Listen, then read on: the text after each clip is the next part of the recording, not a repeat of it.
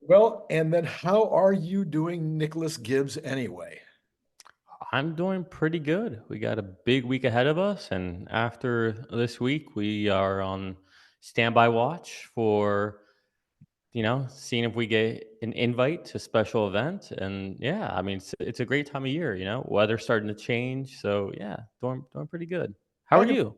well, great. You talk about weather change. I mean, I thought I was in the Midwest this week. We went from 111 as the high for the day to 87 for the high for the day 2 days later. I've never seen that. I've never seen it in California. I've been here for 51 years, whatever it is, since 65, however many years that is. And and that was the biggest, change in the weather I think I've ever seen here. It's quite dramatic. And then 2 more days later, we're down to a high of 73. So Oh, yeah, yeah, that's right. Yeah, we're not quite in the 70s yet here, but we're getting close. yeah. Well, for Riverside to be 73 in September is kind of a surprise. All right, well, let's see what's going on here.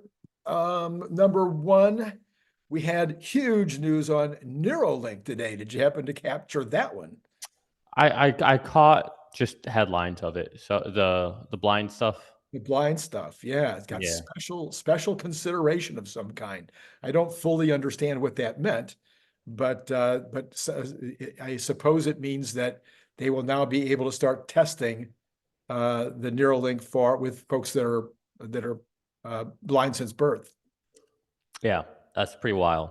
That's pretty wild. I thought that was, and the FDA apparently hasn't gotten the Elon Musk bad note.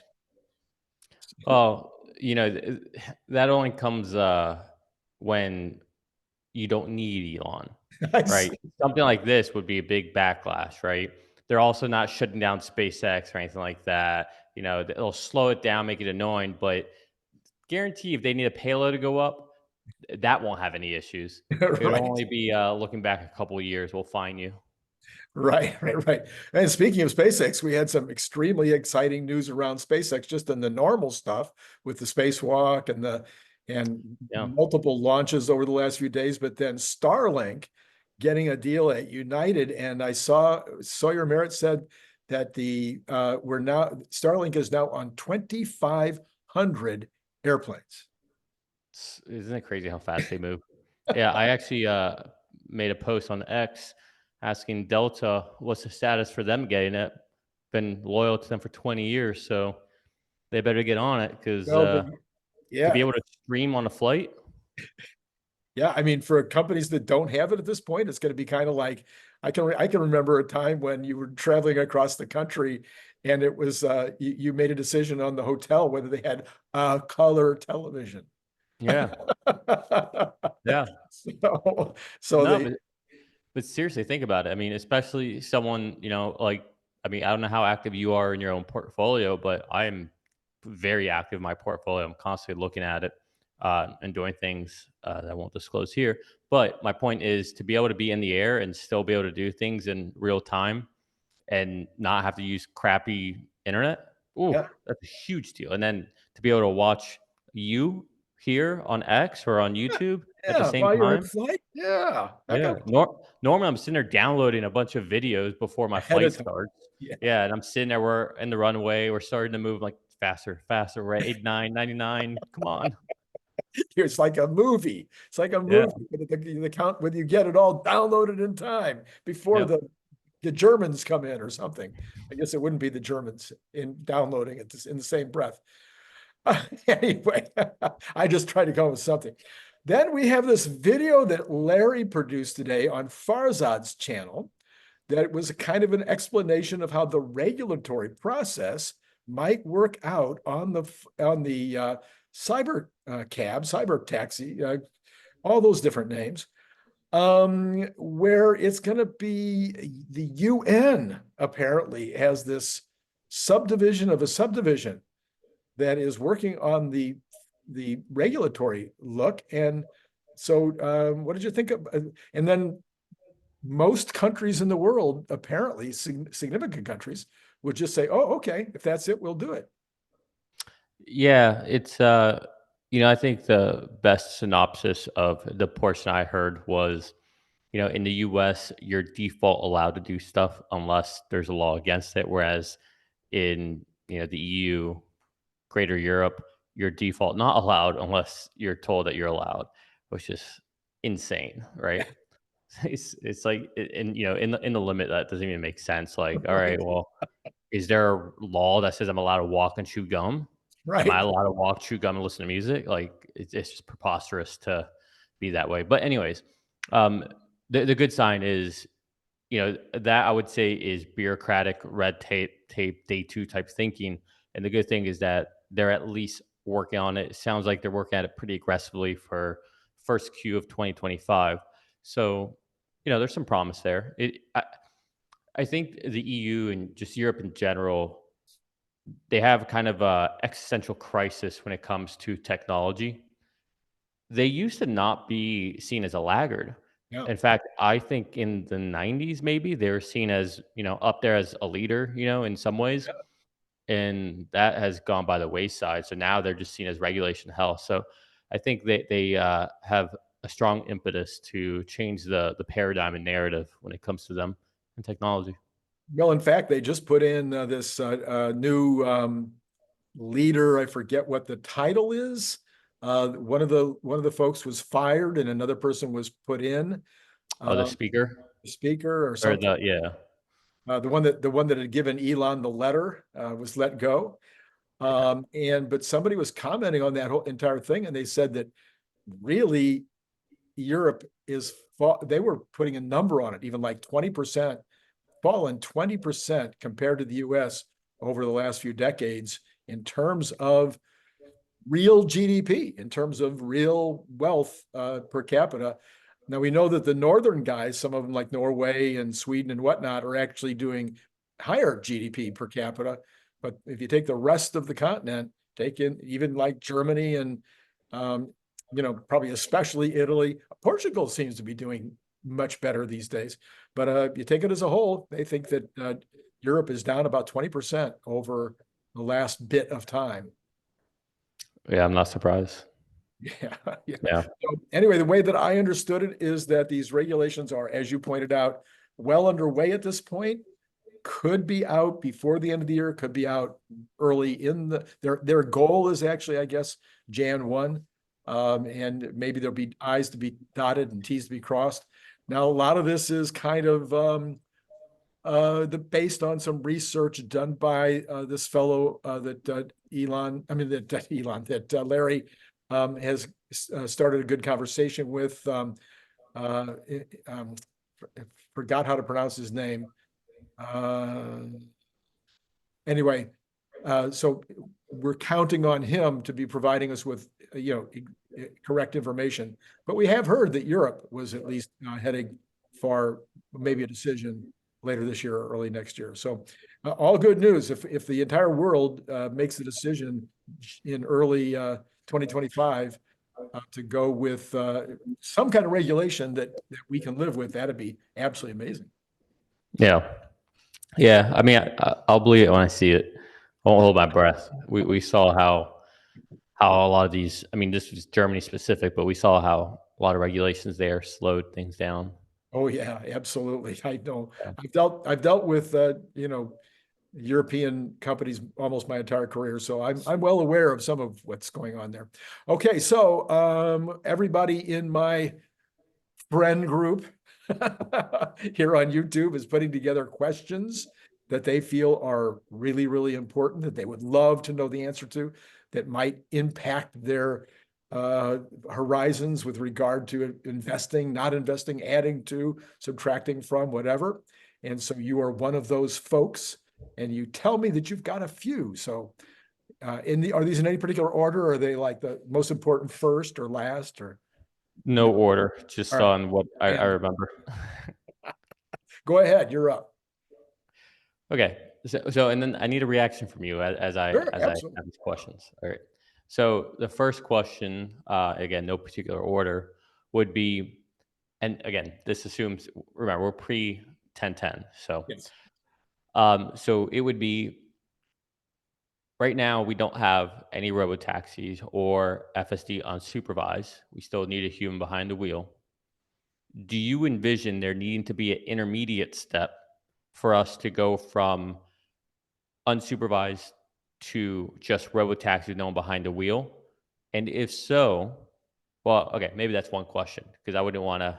If I was asking Elon, I'd want to keep things very tight. I wouldn't Right. want to give him a chance to tangent off. So maybe call that question one. Okay, so there might be a follow-up then. Yeah, there will be. That'll be my next question. So, what Yeah. are your thoughts on that? Well, you know my thoughts on that. I think that they should have not only a supervised situation as soon as possible, just immediately. You and I agreed on that last Tuesday, and I think you've been talking about it longer than that. I even think there needs to be this other position, this remote driver for a while. Maybe it's for 6 months, maybe it's for a year. And I don't mean 1-on-1 or even 1-on-5. It might be 1-on-20 or whatever. But yeah, so that is I think that's an outstanding question. I absolutely hope that they reveal that before or at the show on 10/10. Absolutely. Okay. So then the follow-up question to that one um, would be, okay, so if that's the case, that you do think there needs to be this intermediate step, why not start now with the current FSD users and allow them to create revenue for Tesla or for themselves? And Um, yeah. So that'd be my next question, yeah, or have they thought of that, kind of thing. yeah, So and of course, I hope that they do it as soon after 10/10 as possible. But I think that is another question which will be on everybody's mind on 10/10. And hopefully, if they don't say it starts tomorrow, which would be the perfect answer, maybe they at least say, yes, we plan to do that on November 1 or December 1, or that's our goal, something of that nature. Yeah, yeah. perfect. Great. Yeah. Okay, so then the next one would be another robotax related question.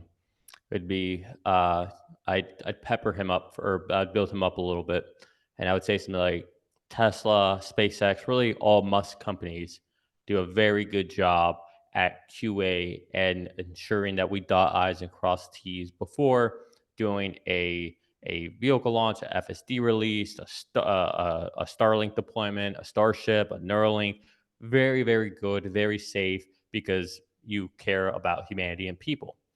So, with that said, rolling out robotaxis, how do you envision this starting? Would it start in a city in a beta style and then slowly expand as you QA the process? Or do you envision it starting in many cities, or is it kind of just 0 to 100? How should we think about this?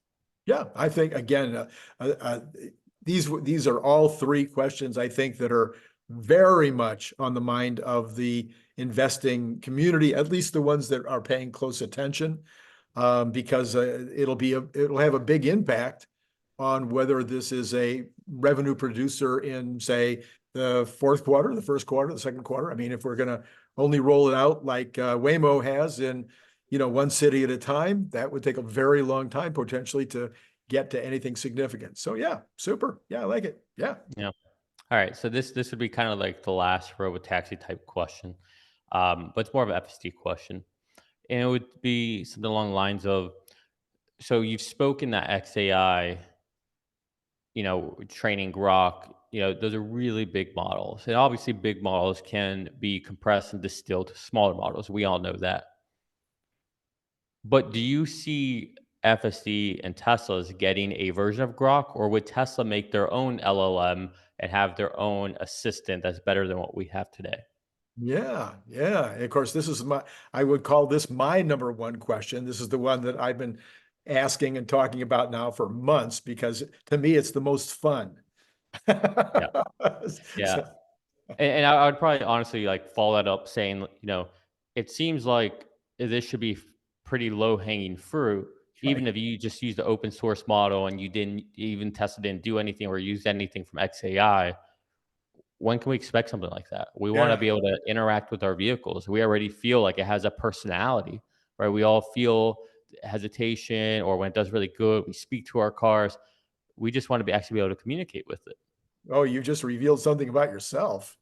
What was that? You, Anyway, you yeah, don't ever speak to your car? I know, I'll just let you sit there and live with that one. No, anyway, I certainly have spoken to inanimate objects before. I will tell you that, sometimes in kindness and sometimes not so much. What?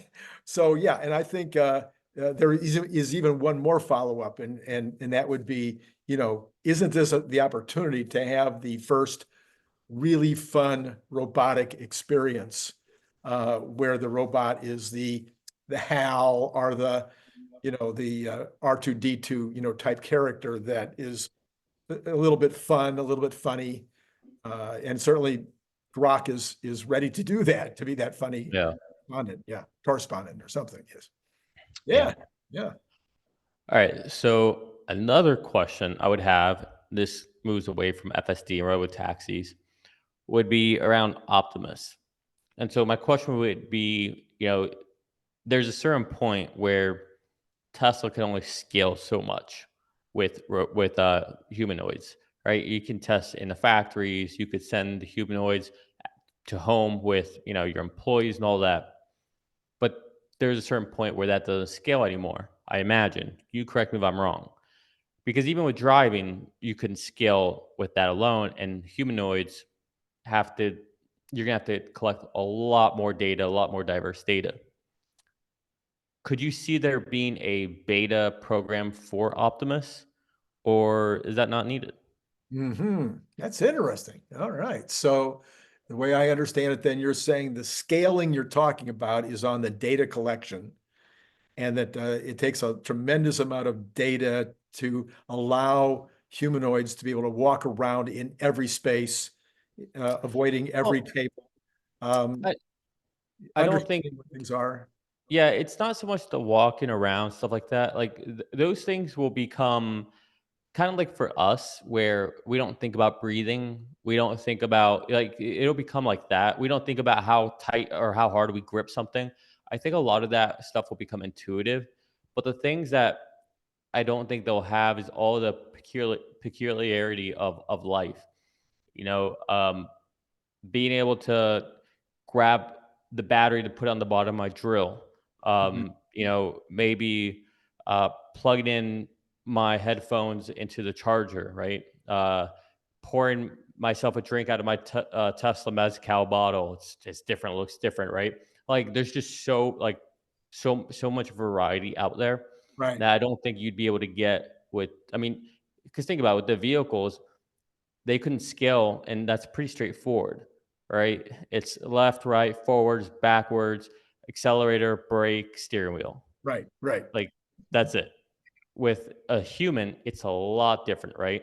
Yeah. Like sometimes I grab things with just two fingers, sometimes a few. Sometimes I can leverage holding something like this with my pinky while I'm grabbing something else. And right, it's like all this like little weird things that we do that, you know, So your question is along the lines of whether there would be a beta program where thousands or even tens of thousands of people would be able to buy these, take them home, play with them, and just the data would be being collected as it was with the FSD.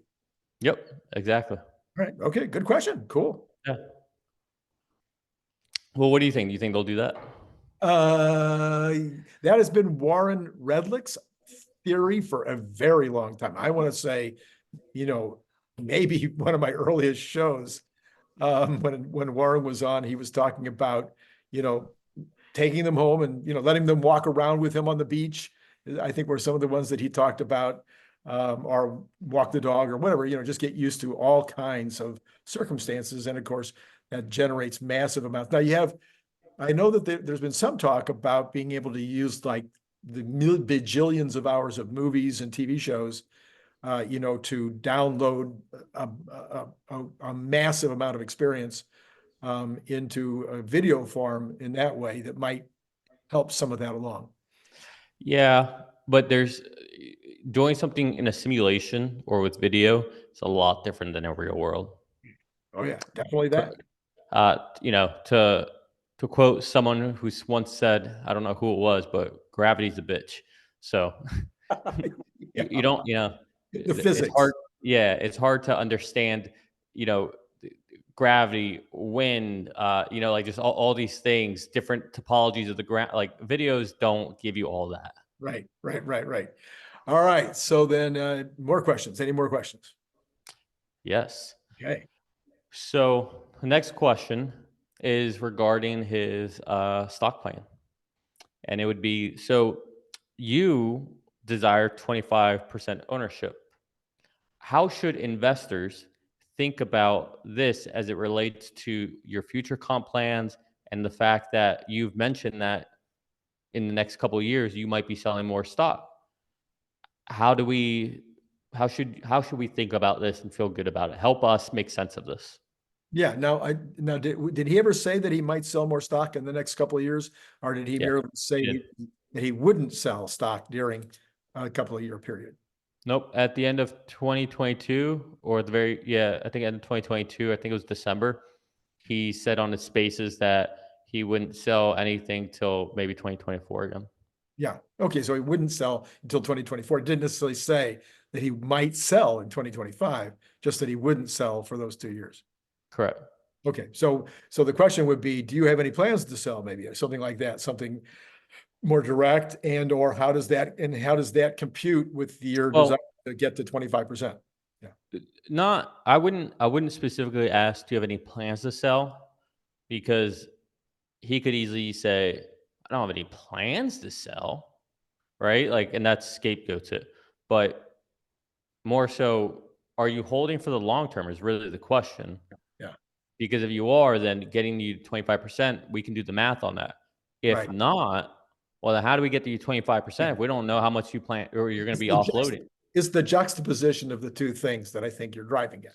Yeah. Yeah, but again, you How told me you I'm ask, asking Elon, yes, how so you ask. I gotta be very careful to make sure he doesn't weasel out of the or go on some tangent. So it's important. Yep, yep, yep. All right.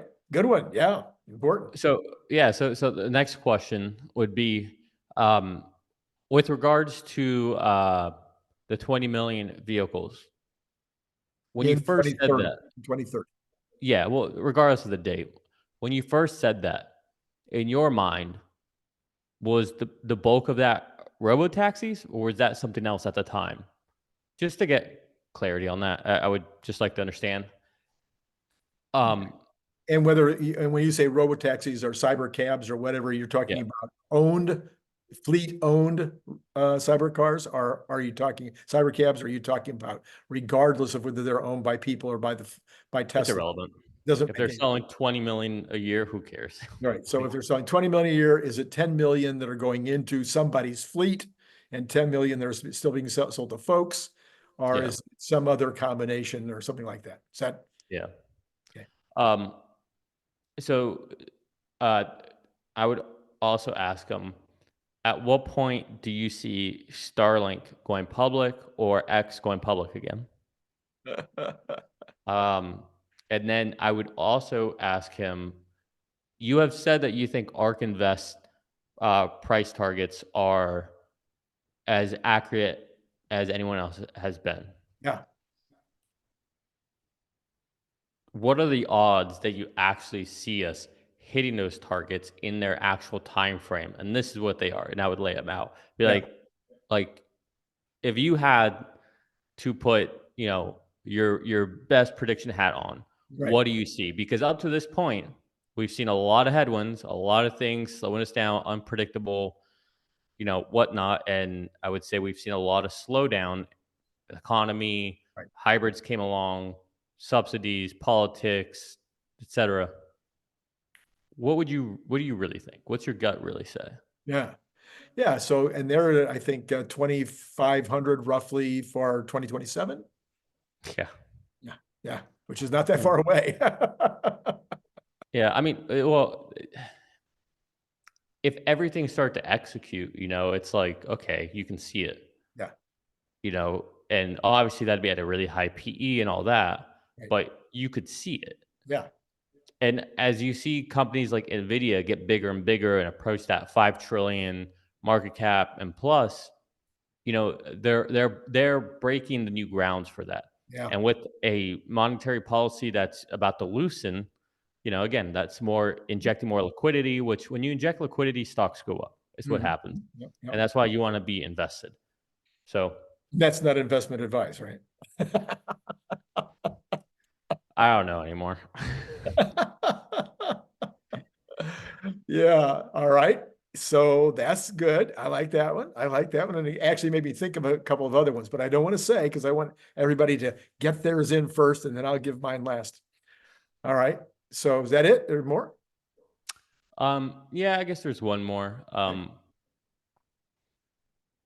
So with a lot of the assassination attempts we've seen on Trump and the ones you've talked about for yourself or, just crazy people out there, obviously you take your security serious and all that, but even looking at what happened with Telegram CEO, how are you thinking about your safety and how you maneuver around this planet? Yeah. Yeah. Interesting. I did see it. I didn't read the article, but I did see a headline that appeared quite a few times that he has 20 on the security staff at this point. Good. Might, He needs, he it needs might, more. it might be more than Trump has from the Secret Service. I'm not sure. Well, Yeah, yeah. I Yeah. That could start a whole new conversation. no. Well, what I was gonna say is right now I would. This is a crazy statement. I'm gonna say. I think, or even hearing this come out of my own mouth, I would say right now Trump's safety is definitely probably more important at this point. But assuming he gets elected, once he gets elected, from there on, like Elon's definitely the more important one. And for me, it's just because I think, I, I mean, I'm not one of those people that think that if Kamala wins, that we're screwed and it's all over. To be honest, I think we'll just have more of the same, and we'll continue to slowly move left. And I mean, I don't think anyone has genuine. I think all these people who are running, like, I do think they're corrupt and they like the power and all that. And, financially, they do a lot of questionable things. But I do think that they have the best of intentions in general. I really do. It- that's a thankless job. It's a job you're always going to be criticized for. And to be honest, to be her, maybe she sees it as her one shot, but at the same time, even if she wins, like, okay, you might be taking it over right as we go into a recession, and then guess whose fault that's going to be? It's yours and Biden's. Like, it's. I'm just saying, it's a thankless job, but I believe in general that even if I don't agree the way they approach things, I do think most of us have similar common goals. It's just we approach them in different ways, and we don't like certain things to be abused, and we think, in general. But with Trump, I think we have a chance to make huge changes and set ourselves up for, honestly, in general, I think this might be the last 4 years we have a shot of this. Of really Unless, changing, a big change. Yeah, yeah, it is interesting though, because the nature of our political system though, that you get a leader like that, and it's absolutely incredible what you can do in a fairly short period of time. And you can, and there's also the pendulum swing kind of thing that I've always believed is a big part of it, where sometimes the pendulum really gets out there, and then man, there's a big reaction against it. So, you know, yeah, you just never quite know. I grew up at a time when Santa Monica was 100% conservative on the on the city council. I knew a couple of the city council people. Everybody there was very conservative. The town was conservative. All of Southern California was conservative. So it doesn't take much to turn things around and make things crazy. So yeah. or straighten them out. Yeah, I mean, it's just I really think Trump's like this is, and the reason I think this time more so than last time is because I think he's learned a lot, and Yeah, yeah, he knows how to go in there, operate a little bit better. But just the decisions he's make or the things he's saying, like bringing Elon in, that's huge, right? You wouldn't see, like, nobody's ever said anything like that. The idea of helping, foreigners who get degrees here to stay here and get them green, like, that's brilliant. That's such a good idea. The idea, I love this one. Like the tips one, okay, that's interesting with taxes, but the not being taxed on overtime, that's huge. That's absolutely massive. That helps the company itself, that helps the employees, that energizes people to want to work harder and work extra. Like you're putting incentives in the right place, Yeah. and Yeah, and I don't know if it's I guess it's got to be a federal rule, but it might have been a California rule. I can't remember. It seems like it has to be federal, that if you have a production bonus, so people are, making 100 widgets an hour, you say, look, if you guys turn out 110 widgets an hour, then we will give you this much of a bonus. oh, profit sharing, yeah. Well, it's not profit sharing. It's just a bonus. It's just a regular production bonus, like on a daily basis or a weekly basis or whatever. If you hit Milestone. these milestones, you'll get an extra bonus. So whether it's federal or just California, it turns out that if they do part of that extra work, they hit the numbers in overtime, they get paid time and a half on the bonus too. Oh, wow. And as soon as that happened, everybody stopped doing promotion bonuses, because you can't, it's like so complicated to set it up to where you don't go broke. So anyway, Yeah. this will be a good thing. I like the Yeah. idea, just like you do. Well, tomorrow is one of those days when 5% of the population is on pins and needles, and 5%. 95% haven't got a clue that the decision that's coming tomorrow at 11 o'clock California time, 2 o'clock East Coast, will affect their wealth, their future income, and the entire economy. And one article today said that if the cut is only 25%, 25 basis points, and if the commentary is not dovish enough, the combination of those two things. So if it's 25% and you're saying this is just the beginning and we'll just keep cutting, that'll be fine. But if it's 25%, 25 basis points, and there's no like assurance about what's going to happen in the future, that we could see a major sell-off on the exchanges. Anyway, with those two thoughts in mind, what are you thinking about tomorrow? We know you've been a big proponent of the 50 basis point drop. And now, right now, it's 60-40. People think it's going to be 50. So, Well, I mean, I said that was gonna happen, didn't I? um, yeah, I'm pretty sure they're gonna do a 50 basis point rate cut. I think it's the smart thing to do. Um, I mean, obviously, a lot of people want it for, I think, more selfish reasons. I think people just want to see the stock market go up, or they want lower interest rates, all that. But I think it's a smart reason, because going to 50 now will allow you to be able to be more, to lean into precision with 25 basis cuts moving forward. I mean, we might have 250, but it's the same way they, since you ramped up to 75 and then 50s and then 25s, and they, when you get closer, you're pulling the boat into the dock, right? Like the closer you get, the slower you go. You're moving slower and slower, being more cautious. But before you get up to the dock, you're going pretty fast. yeah. So that's kind of how I'm thinking. Front load it now, so that then you can ease your way into it, and don't front load it too much. Like the 75 base point cut that Elizabeth Warren was talking about, I think that's too much. I mean, one, it would send panic through the market, but you don't want to overcorrect either, right? Doing a 50 because people forget that while this was painful to go up and all that, the Fed and the United States are in a very strong position now. Right. Because if anything happens, we actually have tools at our disposal now. Whereas before, if something were to happen, we had no tools. Yeah. It's one tool. We got one tool. That's it. We got, and it better be be there. When we were at 0%, if something happened and we went into recession, there's nothing to stimulate. So Yeah. you just pump money.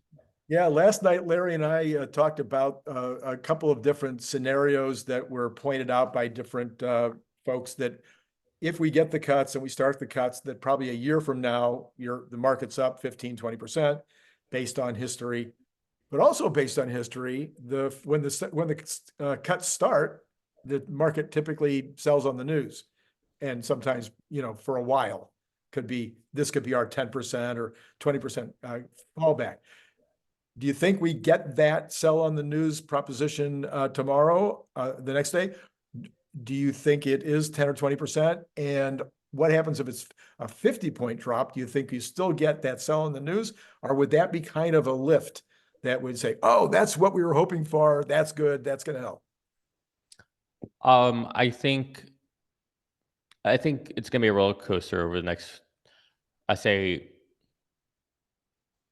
next 48 hours. It's gonna be a roller coaster. No, I take that back. Next 72 hours. Okay. The rest of Um, yeah. So tomorrow, here's how I'm seeing it. Okay. And you guys can all go follow me on X and praise me when you see that all this turns out to be correct. I I would honestly put money this is how things are going to play Oh, out. wow. Wow. So I'm pretty confident. Tomorrow from 9:30 a.m. when the market opens until 1:30 p.m., we're going to be flat. We're going to be very flat. All right. At 1:30, you're probably going to start seeing some movement up or down. Doesn't really matter. But you're going to start seeing some activity. 2 o'clock, the announcement drops, the SEP drops, and we'll see what it says. It might go up, it might go down. I don't really care which one it is. Whatever it is, once Jerome Powell starts speaking, the opposite's going to happen. All right.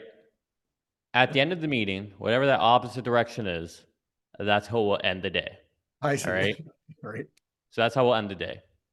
The next day, Thursday, we will do the exact opposite of how we ended that day. So we ended up on Wednesday. I think we'll end down on Thursday. Friday is going to be a flip of a coin. Why? Because Friday is triple witching expiration. Yeah. So a lot of options expiring, futures, indexes, stocks, right? So a lot of options will be expiring on Friday. So it should be kind of a roller coaster. But in general, my take on all this is that everybody knows what's coming. And we've slowly been pricing it in over the last 2 weeks. And then I think Friday, it started to look more like 50-50 on a 50 point. And we saw more, volume coming in, more buying coming in.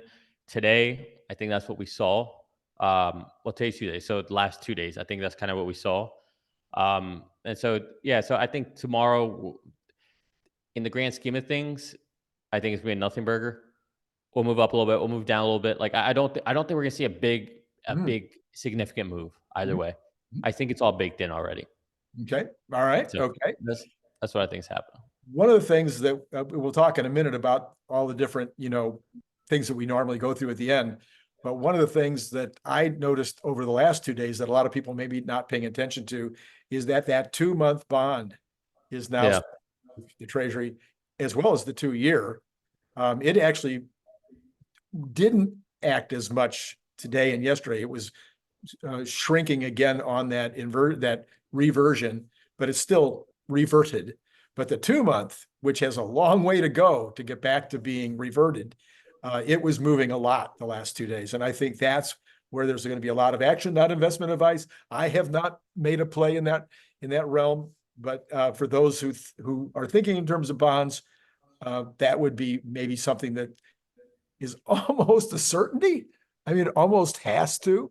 Once we start cutting the rates, almost has to go back to some kind of a normal relationship with the 10-year. But we'll see. We'll see. I think so. Like adding to my thought that tomorrow we're gonna have a lot of movement, right? I don't think we're gonna see anything like a 10% drop, 5% drop, or 10% pop, 5%. I don't think we're gonna see anything like that. But you're gonna see a lot of volatility, a lot of up and down. It's gonna be all over the place. But kind of going to why I think it's gonna be a nothing burger. The 2 years telling you that it's gonna be a 50 basis point. Yeah. The odds maker telling you that, but I also think that it's gonna be 50 basis point, and I think Jerome Powell's gonna come out pretty somber and not try to hype the market up too much. Say like, look, we don't say anything wrong, but we gotta be data dependent, and we gotta make sure the labor market stays okay. And yeah, I think he's gonna throw his little cold water on it. So it's gonna give everyone what they want, which it's like having a Democrat president and a Congress Republicans Right, right. stalemate. So that's kind of what I see. All right. Okay. Interesting. Interesting. So I was trying to think if there's anything else in the economy that was I mean, we had some more interesting. We had the retail numbers this morning, which I think just solidified. Somebody said you couldn't have gotten a better number probably for the 50 basis point cut because it was not too hot and not too cold. It was just right. And people were a little worried about that retail sales number today. Yeah. Uh, Well, And, what, what and interesting, auto was not that bad. And people, we've been talking on this channel as well that auto sales were weak, but auto sales came in okay. can we just go Go back ahead. real quick? I'm just curious. Like, what do you see happening like by the end of the week with the stock market, or maybe Tesla? Yeah, so unlike you, I love history. I like history. Who said I didn't like history? You said it doesn't matter. Oh, it doesn't. Yeah, so I look back at these historical events and I say that if it's a 25 basis cut, I think, well, I kind of presaged what I think. If it's a 25 basis cut, and if Powell is medium, not hawkish, not dovish, just medium, kind of like, well, this is the first cut, and we always said that we're not going to make one cut, but I'm not going to tell you what's going to happen next month. And we look at the dot plot, and the dot plot is indicating, yeah, it looks like we'll have, a few more cuts over the next few months. If all that happens, I think this we saw in the news, and it might start the market down back to at least a 10% on the S&P and the Dow, and maybe a 20% on the NASDAQ. Then it'll come back up and go higher than those numbers by the end of the year. And a year from now, we will be solidly up. Because why? Because it'll start the business cycle up again.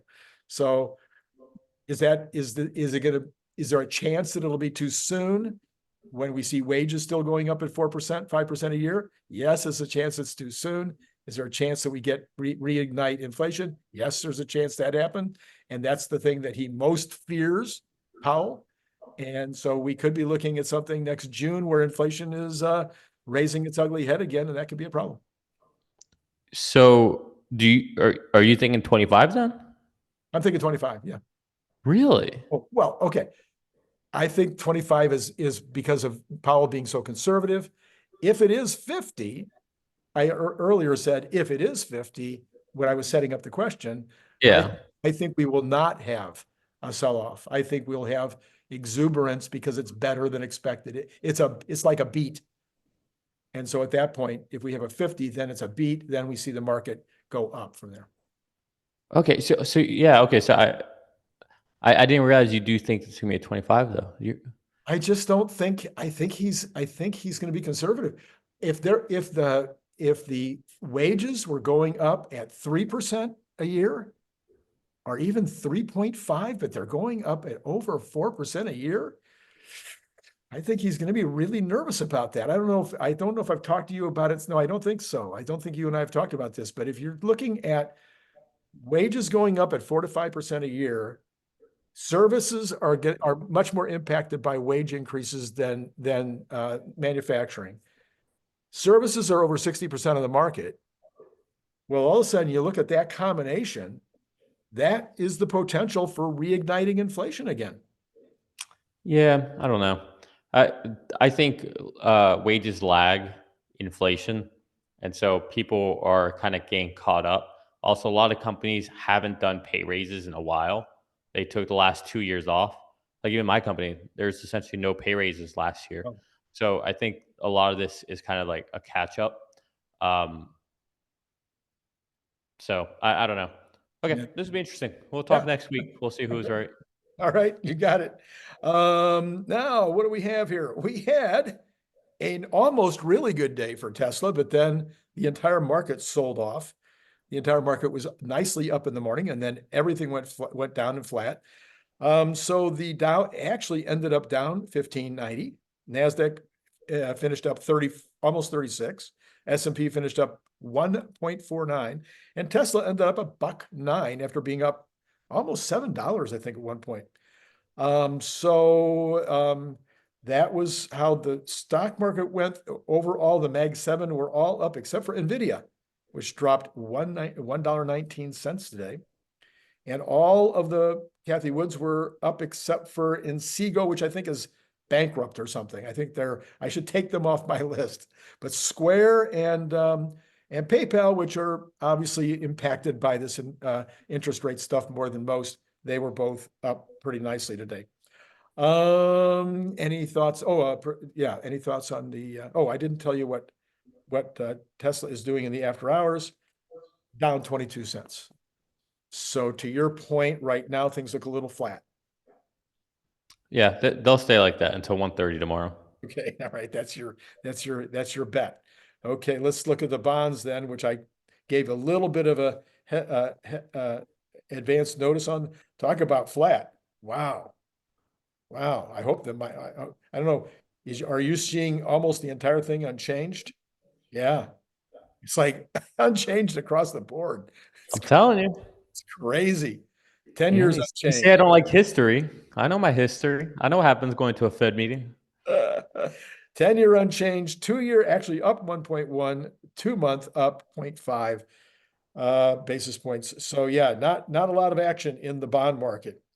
Oil has been up the last few days, Yeah.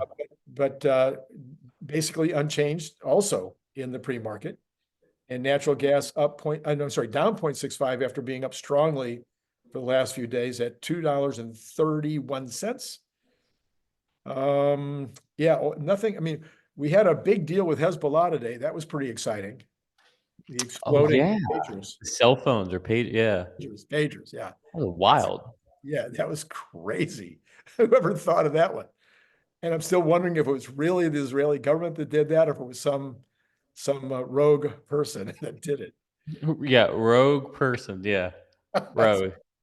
very rogue. And some people are suggesting that it would have had to have been that this might have been more than just the overheating battery, that there might have actually been a small charge in each one, which would have had to have been put in Taiwan. Ooh, interesting. Ooh. Gold up again, but it went down earlier today, now back up in the pre-market, sitting exactly on 2,600. I've seen a couple of reports, a couple of people think it's going to 4,400. Do you think it's going to 4,400? I don't have a good sense. Okay. I'm not gonna lie to you. Okay. Silver up 0.41 at 31.10. Copper up 0.18 at $4.28. Good. That's good for copper. I mean, it's still actually low or in the middle historically, so it's not high or low historically. We have got the dollar as usual. It's like every day it's up against the yen and down against the euro or the reverse. So right now it's up against the euro a little tiny bit and down against the yen 0.29%. So a little bit more than nothing. Bitcoin recovered today. Back over 60 at 60,307, up 23.73 so far today. Anybody talking in your ear about Bitcoin these days? Directionality or? No, I mean, man, I'll tell you, it seems like I don't know what the right word is, but it seems like the love affair with Bitcoin is kind of fading from a lot of people. I mean, you still have like the Winklevoss and all that, and Trump's doing his Yeah. whatever crypto wallet platform, whatever he's doing, but it definitely seems like crypto's kind of lost its shine, right? It's the conversation's moved on, and it's all about AI. Interesting. You're the first one I've heard say that. Oh, really? Remember that it came from you first. Yeah. The equities, Dow's up 38 or 0.09%. The S&P up 5 or 0.09%. And the NASDAQ up 27 or 0.14%. That's relatively flat. That's relatively flat. I think there is some exuberance in the market that we're going to see that 50 cut. So it'll be interesting to see how the market takes if it's not. Yeah, I think we don't get 50. We'll sell off a little bit. And again, like I really do think a 50 is not going to make that big of a deal. I think it's baked into the market. And the reason I think that is, like if I'm looking at this, Costco is at their all-time high, essentially. Netflix is bumping up against their all-time high. Meta, Facebook is hitting up on their all-time high. So you just see this like across the board, more or less, except for Tesla. Even Amazon slightly under their all-time high. So you see this across the board, and this has really all been happening over the last couple weeks, and it's getting stronger as the consensus among the pundits, such as us, has moved from 25 to 50. And so again, I truly believe that the market prices these things in ahead of time. I don't think that there's going to be much left after this. But that could all change because there's a lot of things we don't know that we will learn tomorrow, such as the SEP and how they're forecasting. Um, Jerome Powell could say something that really gets people excited about a new monetary easing. But as far as just the cut itself, I don't think that's going to move things anymore. I think all that's baked in. But again, that's why tomorrow is such an anomaly. We don't know what the SEP is going to look like. We don't know what the Fed speakers will say afterwards, right? Right. And we don't know what JP is going to say. Yeah. All right. Well, for those of you out there, if you would like to hear 10 more questions for what's coming up later this year in terms of Tesla, then earlier today, Brian White and I put 10 questions. There it is right there. You can go check those out, and they're completely different. So not one of the questions was a duplicate. So you might find that interesting to find out what Brian was thinking, and we'll continue this process over the next few days. And then we'd love to hear what you thought about the questions that Nicholas brought up, and or add your own questions. We will absolutely be looking to see what questions you have, and we're going to compile all of these. I think I'm just going to give them to Grok. When I'm all done, I'll just give the whole thing to Grok and say, which are the 10 best questions? No, I'm kidding. But we might ask Grok for what he thinks, what it thinks are the most important questions to be asked by investors. Yeah. Right. All right. Okay. Well, then, unless you have a last minute thought or something to share that you haven't shared, Just hold on to your seats. hold It's gonna on to get your fun. seats tomorrow. We've been waiting for this day. It's like our World Series. All right. Well, with all that said, it has been great talking to you all.